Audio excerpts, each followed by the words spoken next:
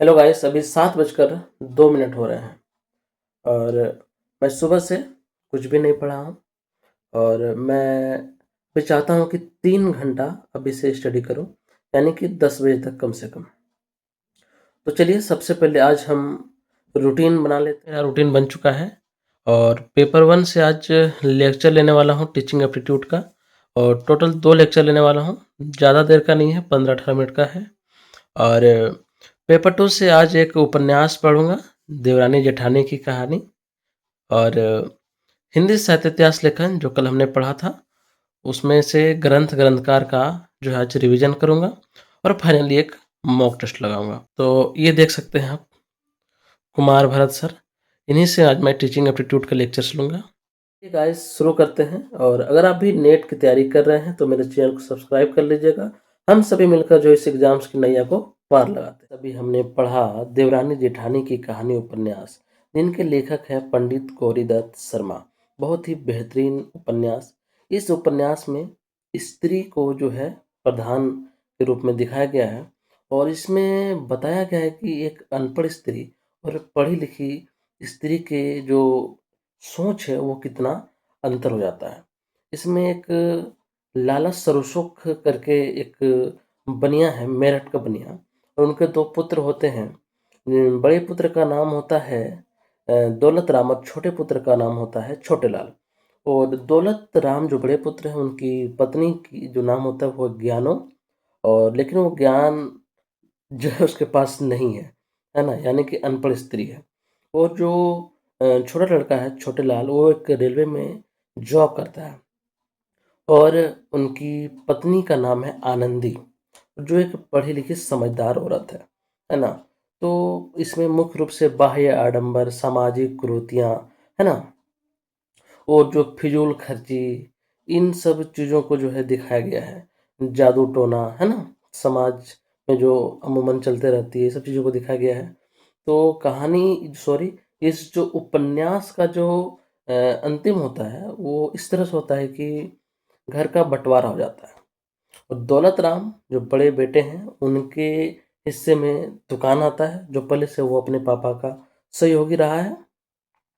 उनका जो है काम में हाथ बटाता था।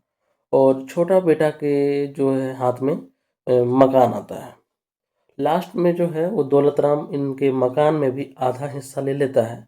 और इसमें दिखाया गया है कि एक जो है अनपढ़ स्त्री किस तरह से घर को तोड़ती है, हमेशा क्लेश करते रहती है। जो समझदार होती है वो हमेशा घर को अच्छा से चलाते रहती है। तो होता है क्या कि जब दौलत राम घर को छोड़ के जाता है तो उनकी पत्नी जो है दीवार क्या कहते हैं उसको, खिड़की और दरवाजे के चौखट तक उठा के ले जाती है। ये जो उपन्यास है बहुत ही बेहतरीन उपन्यास है, सभी को पढ़ना चाहिए। मैं एग्ज़ाम के बाद बिल्कुल इस उपन्यास को पूरा पढ़ूँगा, क्योंकि मैं इतना थोड़ा-सा सारांश को पढ़ने में ही इतना मज़ा आया, तो सोचिए पूरा उपन्यास को पढ़ने में कितना मज़ा आएगा। अभी मैंने ग्रंथ और ग्रंथकार जो है पूरा का पूरा रिवीजन कर लिया और इसमें टोटल जो है 60 ग्रंथ और ग्रंथकार हैं, जिनमें से मुझे 36 याद है और 24 याद नहीं है। तो लगातार मैं इसका भी रिवीजन पीछे बार-बार करता रहूँगा ताकि मुझे याद हो जाए। टीचिंग एप्टीट्यूड का जो है 2 लेक्चर अब कंप्लीट होने को है। मैं थोड़ा-थोड़ा नोट्स भी बना रहा हूँ ताकि मुझे बाद में रिवीजन करने में आसानी हो। फाइनली गाइस, आज का जो हमारा रूटीन था वो कंप्लीट होने को है। पेपर 1 से जो टीचिंग एप्टीट्यूड के 2 लेक्चर थे वो कंप्लीट हो चुके हैं। और पेपर 2 की बात करें तो उसमें आज 2 पॉइंट लिया था। पहला कि एक उपन्यास लिया था देवरानी जेठानी की कहानी, और जो है साहित्य इतिहास लेखन की परंपरा से ग्रंथकार का नाम। तो वो सारे कंप्लीट हो चुके हैं। अभी जो समय की बात करें, अभी अब 9 बजने का है और अभी हमारा एक सबसे मुख्य पड़ाव बचा हुआ है, वो है मॉक टेस्ट। तो आज हम सिर्फ जो है पेपर 1 का मॉक टेस्ट लगाएंगे, क्योंकि अभी इसमें 1 घंटा लगने वाला है। तो हमने लगभग शुरू किया था 7 बजे से पढ़ाई और अभी 9 बज चुका है। और अभी 1 घंटा यानी 10 बजकर 10, 15, 20 मिनट तक मैं आज का हमारा जो है सेशन समाप्त हो जाएगा।